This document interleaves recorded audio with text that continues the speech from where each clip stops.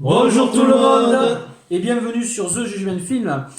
Alors aujourd'hui on se retrouve tous les quatre, hein. Ça faisait un moment qu'on ne s'était pas vu tous les quatre. Je crois que d'ailleurs la dernière vidéo qu'on a fait tous les quatre c'était en début d'année où on parlait des prochains films qui allaient arriver dans l'année. Sauf que malheureusement avec la crise sanitaire du Covid-19, tous les films ont été reportés avec le confinement et tout ça. Donc là on se retrouve tous les quatre, pas pour faire un top 6 ou un top 7 des flops et des meilleurs films de l'année, mais plutôt pour faire une rétrospective sur Sylvester Stallone. Et Guillaume va vous en parler après le jingle.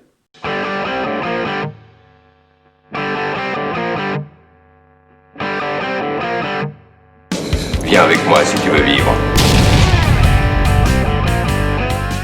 Donc voilà, vous nous l'avez demandé très souvent dans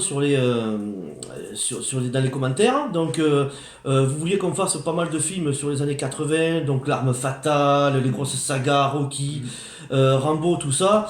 Donc on en fera, mais Stallone, ça mérite vraiment énormément qu'on en parle et qu'on s'arrête que sur cet acteur parce que c'est un truc de fou. Il en a tellement fait que Émeric ici présent va nous dire année par année les films, et puis on va parler de chacun des films. Déjà, qu'est-ce que Stallone représente pour nous? Est-ce qu'il a eu un impact sur notre vie, sur les cinéphiles qu'on est ou pas? Et puis film par film, on verra ce qu'on en aura à dire sur chacun. Il y a du très bon, il y a du très mauvais. La petite précision qui s'impose, c'est que Guillaume, c'est vraiment the spécialiste et le grand fan ici de Sylvester Stallone. Donc il faudra pas s'étonner s'il parle beaucoup plus que nous. C'est ça. Mécaniquement, c'est obligatoire. Et je suis absolument pas objectif du tout. Absolument pas objectif du tout avec Sylvester Stallone. Moi, C'est ton dieu. Moi, je veux des statues partout de Sylvester Voilà. Stallone, il n'y a pas de problème. Voilà. Donc là, il y a des films que vous devez trouver très mauvais, mais absolument mauvais, et qui pour moi, c'est des chefs-d'œuvre Et absolus. comment ça se passerait une prière à Sylvester Stallone déjà? Une prière à Sylvester Stallone, déjà. Une prière burnée, il faut. Alors déjà, il faut un argument, tu vois, voilà, il y a celui-là Voilà. déjà, qui met tout le monde d'accord immédiatement déjà, et puis une grosse voix, tu vois, voilà, tu dis, voilà, Murdoch, je vais revenir et j'aurai ta peau, tu vois, déjà, ça déjà, Tout de suite, ça met les choses voilà, au clair. déjà, ça met les choses au clair immédiatement, déjà, ça, voilà. Bon, C'est allez, bien ça. on attaque les gars ou quoi? Santé. Santé. C'est parti. On va commencer en 1969. 1960. Oh, attends. Alors, je vous ai pas précisé. Il y a toute une partie du début de sa carrière jusqu'au premier Rocky que c'est parfaitement oubliable. Alors, je sais que. Oui, non, il vaut mieux qu'on commence à Rocky, je pense. Parce que même celui-là, par exemple. Effectivement, je pense pas qu'il soit judicieux de parler de l'étalon italien. Hein. Non, Ouais, film érotique, c'était ça. Il m'a inspiré là. C'est ce que j'allais te dire. C'est un film érotique. D'ailleurs, il a gardé dans Rocky le peignoir avec marqué Stallion Italian en mémoire de ce film-là. Bon, Voilà. tu veux pas parler de la course de la mort de l'an 2000? Si, bon, la course de la mort, mais ça mérite pas grand-chose à dire. La course de la mort, c'est bon, il y a Carradine et Stallone, mais c'est un énorme nanar pur, avec un scénario qui tient sur une feuille de papier cul. Je sais pas si vous l'avez vu les gars, mais c'est même Ça pas la me dit peine. absolument rien. Je le garde parce que je suis fan absolu, qu'il n'y a pas de problème. Des types en bagnole qui s'arrachent la tête et qui se poursuivent. Il y a Stallone dedans, moi c'est bon. Mais Mais quand il note ce film? Parce qu'il y a Disgrace. il y a la version avec 75, je Sylvester crois. 75, à peu près 5 ou 6 ans avant le premier Ouais. Rocky, quoi. Non, pas. Qui n'a strictement rien. 76 le premier Rocky. Ah, oui. Voilà. Là déjà c'était du lourd. Ouais, Mais il vaut mieux qu'on commence avec Et du bien lourd. du coup, 1976, Rocky. Rocky. Bon, je peux pas vous les montrer tous, j'ai le coffret. Voilà, donc Rocky, bon ben qui ne connaît pas Rocky? On va pas vous énumérer, on va pas vous raconter et résumer les films, hein. On part du principe que ceux qui regardent connaissent Sylvester Stallone, sinon il faudrait 4 heures de vidéo. Donc les gars déjà, Sylvester Stallone, pour vous c'est quoi, c'est qui? Est-ce que ça a un impact sur vous? Bah déjà pour moi, avec ces personnages emblématiques, Rocky notamment et Rambo dans une moindre mesure, c'est une vision de la vie. Parce que on pourrait croire que c'est des films de boxe lambda, bidon, qui causent juste de castagne, mais en réalité il y a quand même quelque chose de beaucoup plus profond que ça, et au niveau du personnage, de la façon de revenir un petit peu sur le devant de la scène, de se sortir de toutes les mauvaises situations, avec courage, avec persévérance, en prenant quand même les coups. Voilà. Ah oui. Mais est-ce que quand t'étais petit, ça a d'abord été le Rocky 1 que t'as préféré avant tous les autres? C'est le Rocky 1 que j'ai vu avant tous les autres. Donc mécaniquement il m'a marqué. Forcément. D'accord. Pas autant que ce que ça t'a pu te marquer à toi, par exemple. Ah mais moi je suis D'autres films qui m'ont plus parlé, mais bien sûr que j'ai été emballé et qui m'ont tiré par la cravate, c'est quasiment obligatoire. Ah, j'en parlerai après moi. Vas-y Émeric. Ben, Rocky, tu vois que tu peux être au plus profond du trou, tu peux être vraiment plus bas que terre et après d'une chance, c'est une chance qui peut arriver à n'importe qui. tant que boxeur amateur, cette chose peut arriver à n'importe qui. Tu aurais pu être boxeur amateur, ça aurait pu t'arriver à toi, par exemple. Ouais, mais il force le dessin quand même. Il a une facilité à te montrer Le gars, parce que c'était une force patte qui s'appelait Talon Italien, ça appuie à Apollo. Tu aurais pu avoir n'importe quel nom, ça aurait pu plaire à toi, par exemple. Ça aurait pu être pour toi. Non, et après, aller être au succès mondial, être numéro 1, champion poids lourd, au fil des autres Rocky. Non, moi je trouve que c'est une belle histoire. Ça parle pas souvent que tout le temps de boxe et tout. C'est ça, je trouve que c'est bien. Il montre sa vie, qu'il a un chi, même avoir du pognon, ça peut un chier aussi. Parce que t'as du pognon que t'as tout. Que tu peux avoir tout, mais c'est pas parce que t'as tout que voilà, que t'es heureux. On le voit qu'il y a certains Rocky, quand tu perds des êtres chers, tu peux avoir autant de fric. Et ben, tu perds un être cher, quoi. T'as un chi. Moi je trouve que Rocky. Mickey, t'en vas pas. Voilà, mais regarde, il se fait battre par. Comment il s'appelle Bah, on en viendra quand on parlera de ce mais film. voilà, moi je trouve que Rocky c'est vraiment. Ah oui, c'est sûrement le chef-d'œuvre de Stallone. Voilà, Ça c'est sûr. chef-d'œuvre. Toi, Anto, Rocky? Mais moi, c'est l'icône Stallone. C'est une série de films, c'est vraiment un chef-d'œuvre, comme tu l'as dit. On voit plusieurs facettes de la société. L'acteur qui, franchement, il te prend par les tripes, quoi. Stallone, Il quand est il touchant joue, tout le temps. il est très touchant, la façon dont il parle. C'est quelqu'un qui est calme, puis il a commencé dans la rue, il a connu la richesse. Juste après, par rapport aux 5, il perd tout, il redevient dans la rue, tout ça, il entraîne. Il a le cœur dans la main, quoi. Puis on a tous eu des moments qui sont dramatiques et voilà, et te puis prend. c'est une vraie leçon, j'ai envie de te dire. Et puis même toi, quand t'as des moments pas bien, tu te remates cette série-là. Et ça fait du bien, et puis c'est un antidépresseur formidable, Rocky Balboa, exactement. ça c'est clair. Voilà, et beaucoup se moquent d'ailleurs de Stallone, sa façon de faire, sa façon de parler, ouais, mais c'est un acteur, quoi. Ah oui, C'est véritablement un acteur, et même encore aujourd'hui, quand tu te le mates, il te fait froid dans le dos, et il te fait des frissons, quoi. Faut savoir que ça dépassait Star Wars à l'époque. Oui. Je savais pas ça. Et que chacun des Rocky, c'est bon, voilà. Moi, Sylvester Stallone. C'est quelque chose d'exceptionnel. Moi, quand j'étais petit, on n'avait pas tous les super-héros qu'il y avait au cinéma. Au cinéma, les super-héros, c'était Stallone, Schwarzenegger et Bruce Willis et tout ça. Donc forcément, je suis fan absolu de Sylvester Stallone. Mais c'est vrai que quand j'étais petit, moi, c'était Rocky 3 et Rocky 4. Pourquoi? Parce que plus de baston, plus testostéroné. Et puis, j'étais pas en âge, quand j'avais 5-6 ans, de comprendre vraiment toutes les subtilités du truc. Voilà. Par la suite, après... Quand j'ai grandi un peu et que j'ai découvert Rocky 1, Rocky 2, l'intensité, cette façon dramatique qu'il a de jouer Stallone, sa rencontre avec Adrian, tous les personnages secondaires comme Paulie, qui est détestable au possible et qu'en même temps on adore, tous les vices de la société, surtout quand tu vis dans la merde comme lui, il est plus bas que terre tout le temps, il est attachant, il est un peu gauche, il est presque illettré, voilà, mais le mec, il en a dans le ventre et c'est exceptionnel, les rapports qu'il a avec Mickey, qui est un ancien boxeur un peu déchu, ancienne gloire, qui travaille dans une salle de boxe miteuse et tout ça, c'est exceptionnel, c'est une grosse leçon de vie. Et puis Sylvester Stallone est magistral. D'ailleurs, quand il a pondu le scénario, on voulait pas que ce soit lui qui joue, il disait non, on veut pas un Adam Brody comme ça pour jouer. Et lui, et on lui a filé un cachet de $1 million pour lui acheter le scénario, alors qu'il avait rien, qui vraiment il mangeait de la vache enragée. Et alors $1 million, quand t'as son âge et que t'es dans la merde, tout le monde aurait accepté. Lui il a dit non, allez vous faire foutre, c'est moi qui le fais, c'est moi qui joue, sinon je me casse avec le projet, on s'en fout. Donc il a eu les couilles de ça déjà, et puis force était de constater qu'il y avait que lui pour le réaliser, que lui pour le faire. Voilà. En plus, pour revenir sur donc, Rocky 3 et 4, parmi le fait que ce sera entre parenthèses les plus connus par rapport à Barracuda et Ivan Drago, tout ça, il y a toujours un moment dramatique dans le 3, hyper poli, hyper Mickey, pardon, excusez-moi. Et dans le 4, il perd Apollo. Tu vois, donc il y a toujours ce moment-là. On y viendra quand on en parlera de ces films-là, mais le premier Rocky, ça va beaucoup plus en profondeur que les autres. Le 3 et le 4. C'est vrai que c'est pas des films tant grand public que ça, c'est plutôt du drame, c'est pas aussi fun et divertissant que ce qu'on pourrait attendre d'un blockbuster aujourd'hui par exemple. Ah non, oui, ça c'est clair. Et puis en faisant le premier Rocky, il n'était pas encore connu, il n'était pas encore la star qu'on connaît, on l'avait pas enfermé dans le blockbuster, le gros cliché que tout le monde l'enferme. Parce que Stallone, on en parlera après, pour moi c'est pas du cliché du tout. Mais bon, voilà. Bon, on va passer à autre chose. On passe à la suite. On pourra en Suivant. parler des heures. Bon, Fist, 1978. Fist, alors voilà, Fist, ça n'a rien à voir avec le côté sexuel, je vous le dis tout de suite, c'est les initiales d'un syndicat. Alors ça reprend l'histoire de... Le nom n'est pas mentionné dedans, mais il joue clairement Jimmy Hoffa dedans. Donc pour ceux qui connaissent Jimmy Hoffa et qui ont vu The Irishman de Scorsese, c'est les premiers syndicats de camionneurs qui se sont montés. Donc lui pareil, il a un rôle qui est vachement attachant dedans. Bon pour moi clairement ça fait partie du top des 4 ou 5 meilleurs films de Là, Sylvester tu Stallone. relèves quelque chose de très intéressant, je savais pas du tout, je connaissais pas ce film. Donc ça raconte la jeunesse de Jimmy Hoffa, qu'on retrouve ensuite comme personnage, interprété par Al Pacino dans The Irishman.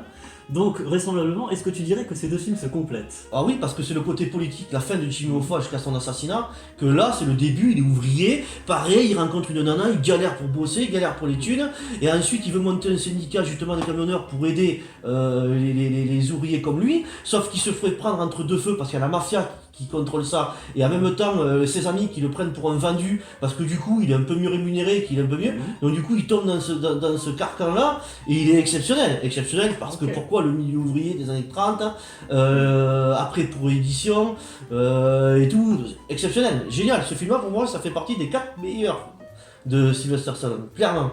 En termes d'histoire, en termes de jeu d'acteur, il n'est pas du tout dans le... Alors on te le représente avec une batte de baseball, c'est 3 minutes dans le film. Alors je suis sûr qu'il y a des connards qui ont dû l'acheter parce qu'ils vont croire que Stallone botte des culs. Non, c'est une super bonne histoire ça. C'est formidable ça, c'est génial. Ceux qui l'ont pas vu, je crois qu'ils ont refait une director's cut en Blu-ray qu'il faut reprendre d'ailleurs. Les gars, je sais pas si vous connaissez. Non, je vais Non, eh ben, franchement, voyez-le, parce que ça c'est clair que c'est un maître...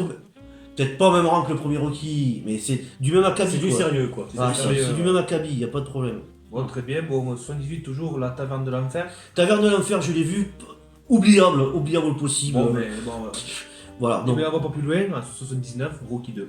mais Rocky 2, alors, mais voilà, Rocky 2, je vais pas remonter le coffret, vous connaissez tous Rocky. Rocky 2, la suite continue.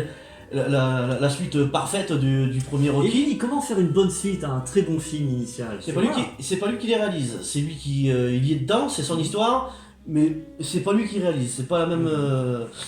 Mais le film est très bon, exceptionnel, c'est la suite parfaite. Ouais. Enfin, ça tu débarrasse. reprends les mêmes, mais tu les mets pas exactement à la même position, donc par exemple de la façon dont il a commencé Rocky 1 et Rocky 2, donc du coup c'est une suite concrète et donc il a la gloire, il a l'argent maintenant, il a la renommée. Moi je trouve que Rocky 2, je trouve qu'il est aussi bon que le 1, moi je le mets de la même lignée 2 parce que là il commence à peine à être connu.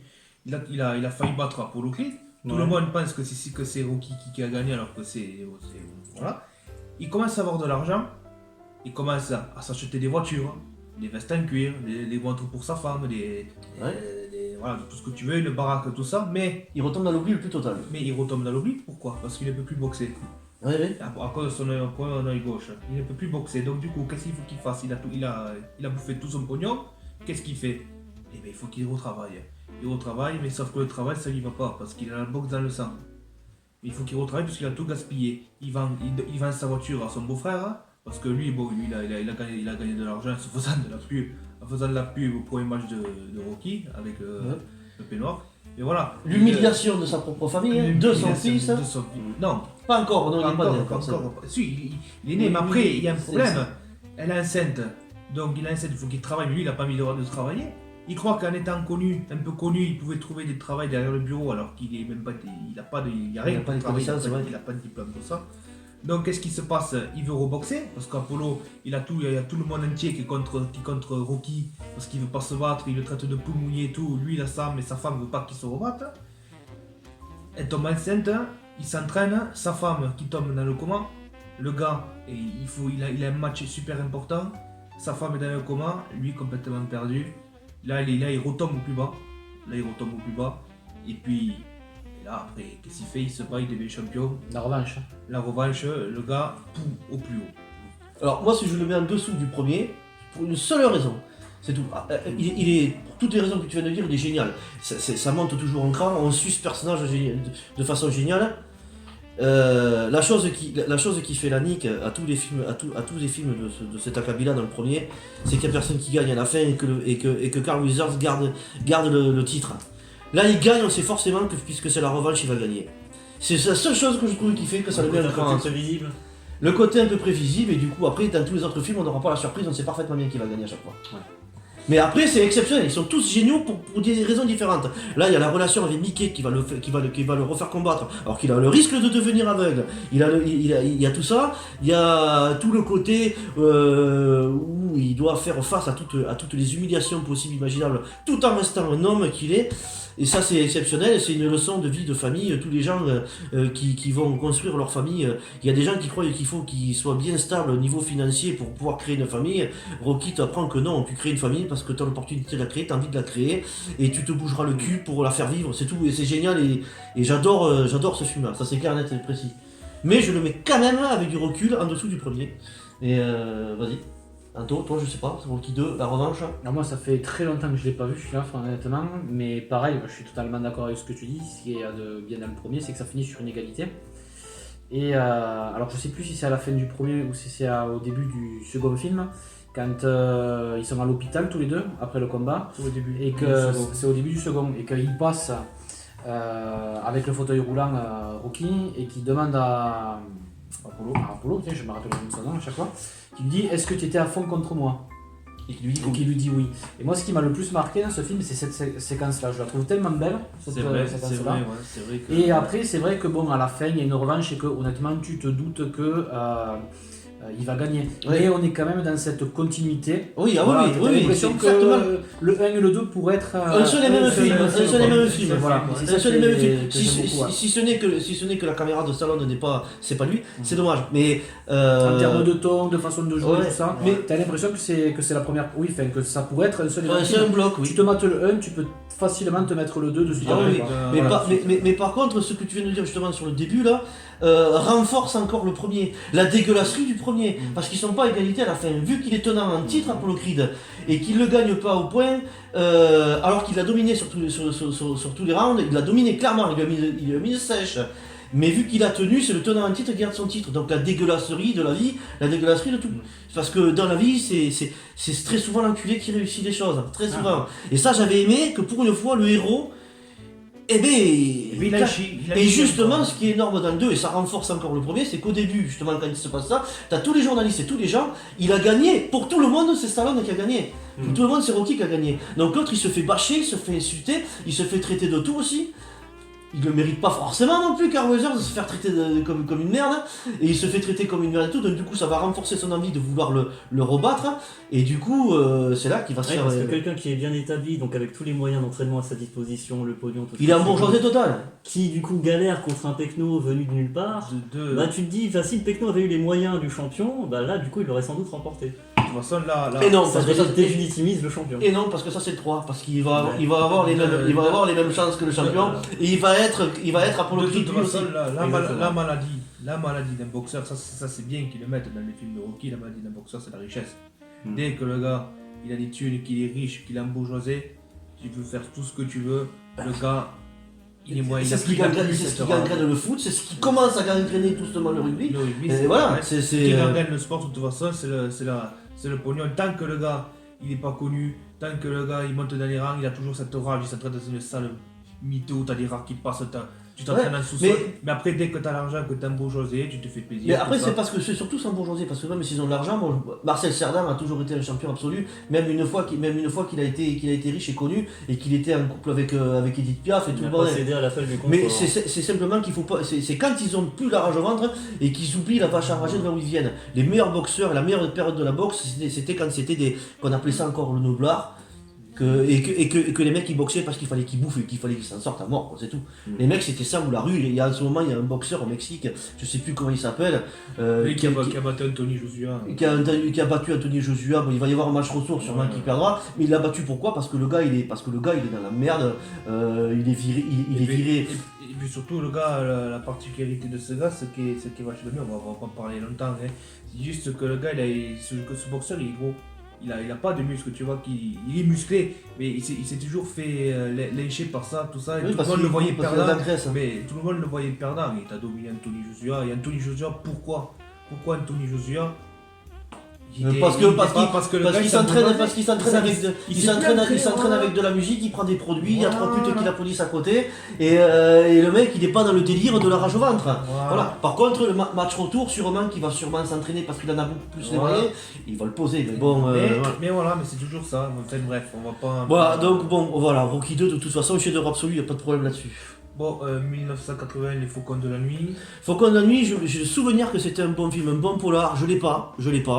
De Bruce Malmuth. Mais c'est un polar assez sympa, mais oubliable, c'est toujours pareil. Là, on n'est pas du tout dans le. Bon, après, toujours 80, À nous la victoire. À nous la victoire, c'est un film sur le foot qui se passe en Allemagne. Après la guerre, et il y a des nazis là, il y a une histoire avec des nazis qui font chier. Jamais entendu parler. Il y a Michael Caine qui est un acteur prodigieux qui joue dedans. Je crois que c'est John Huston qui réalise le film. John Huston qui avait réalisé un film exceptionnel qui était Le Trésor de la Sierra Madre.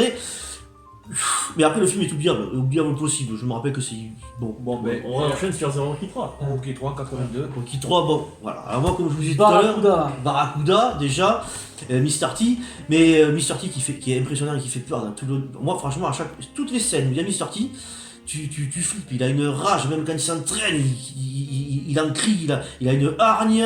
Ce qui est bien, c'est que c'est aussi le revers de la médaille, hein, celui-là. Rocky est très sûr de lui parce que c'est le champion. L'autre, il sort de la rue, il a la rage, il a qu'une envie, c'est de lui montrer qu'il a les tripes. Et quand il perd le premier combat, il a un fort c'est devenu une piche, voilà. Il s'est embourgeoisé. À son insu, il y a quand même Mickey. Qui pour le maintenir tenant du titre, son entraîneur donc, qui lui choisit des combats dont il est sûr qu'il va gagner. Donc du coup, il peut pas se développer. Il stagne au possible, et bien entendu, quand tu tombes sur quelqu'un, comme on disait tout à l'heure, qui a une putain de rage, il se fait poser. Surtout qu'en plus, il y a un autre aspect, c'est que pendant qu'il va se battre, on ne sait pas il se serait peut-être battu différemment. S'il avait pas, Mickey se fait bousculer, il a des problèmes de cœur. Non, parce que. Mais ça joue sur son moral, ça pendant tout le match, parce qu'il ne pense qu'à Mickey. Ça joue sur son moral, mais tu le vois bien que déjà il a peur de toute façon. Il est pas tranquille. Il est pas tranquille. C'est ça, voilà, qu'on a parlé il y a quelques instants. On voit le boxeur qui commence au plus bas, qui est bourgeoisé, et t'as l'autre en face, qui est dans la rue. Pareil, un peu la même histoire que du premier. Le gars est dans la rue, il veut devenir boxeur, le gars il s'entraîne. Il s'entraîne dans des salles de mer. Attends, il s'entraîne dans les salles de mer. Là, tu vois même Mickey ne veut pas qu'il boxe contre lui. Oui, parce qu'il est dangereux. Il est dangereux. Il lui dit, toi, tu vas perdre. Il dit, regarde, toi, t'es un bourgeoisie. Là, il explique la maladie de la maladie. Mais il n'y a pas que ça quand même. Il est dangereux parce que l'autre, c'est un psychopathe aussi. Hein. Ça le perd, ça d'ailleurs. Hein. Il a une trop grosse estime de lui. D'ailleurs, d'accord, il a la rage de ventre et c'est pour ça que ça va mener à le battre au premier combat. Mais il est pas digne de cet art. Il est pas digne de cet art parce que lui il veut te tuer. C'est une brute absolue et c'est un danger absolu. Ça fait pas simple à Tyson. Hein. Oui.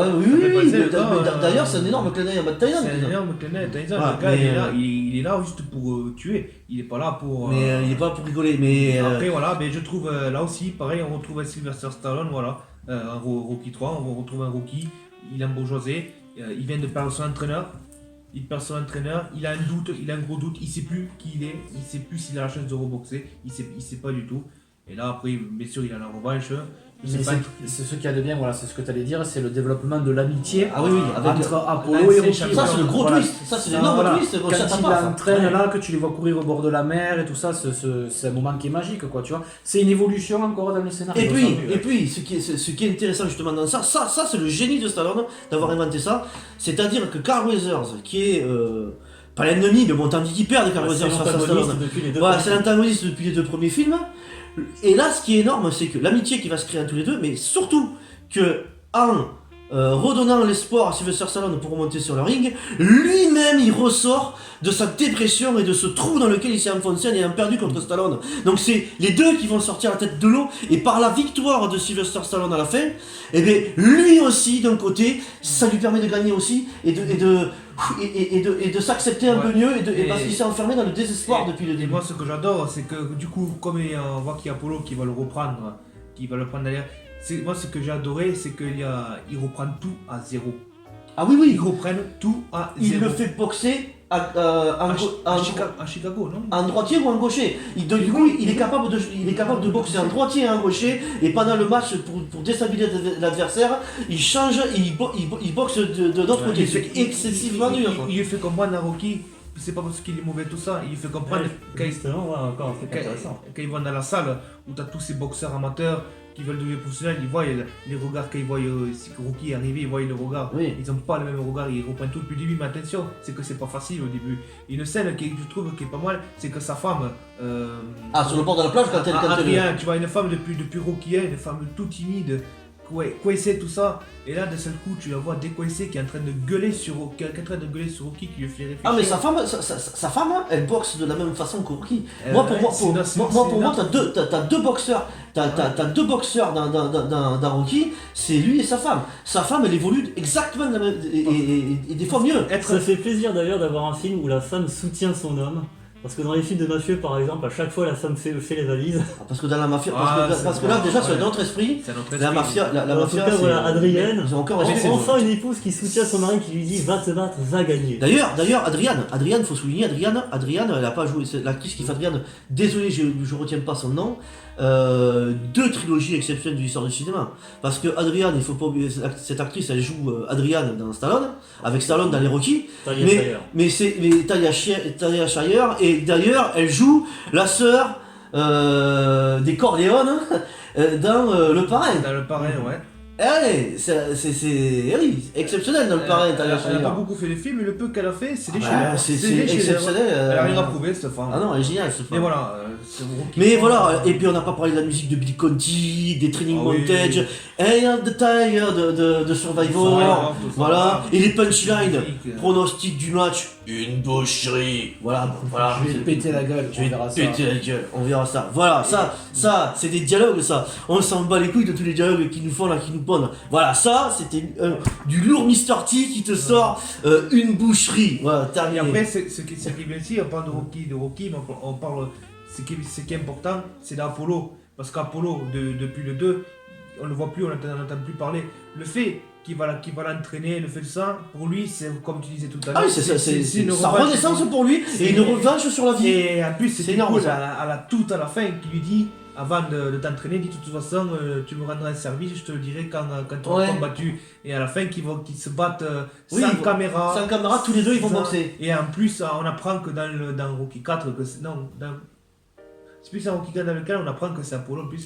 Et avant, par contre, ça je me rappelle le plus, c'est une honte d'ailleurs. Est-ce que c'est à la fin du 3 qu'il boxe avec ses couleurs? Avec les couleurs qu'Apollo avait boxé contre lui. Oui, c'est à la fin du 3 qu'il boxe avec les couleurs. C'est au deuxième combat que ce serait pas plutôt dans le 4 quand il meurt. Non, il me semble que dans le 3, il lui donne. Il me semble qu'il lui donne ses couleurs. Il lui donne ses Il a couleurs. un short noir dans le 3 à la fin. C'est ça, je sais plus ça. Ça serait cohérent, cette histoire de short serait plus cohérente dans le 4. Et je crois je sais pas. En plus, dans le 4, il y a le combat rivalité Russie-Amérique. Je sais plus. Et Apollo a les couleurs de l'Amérique.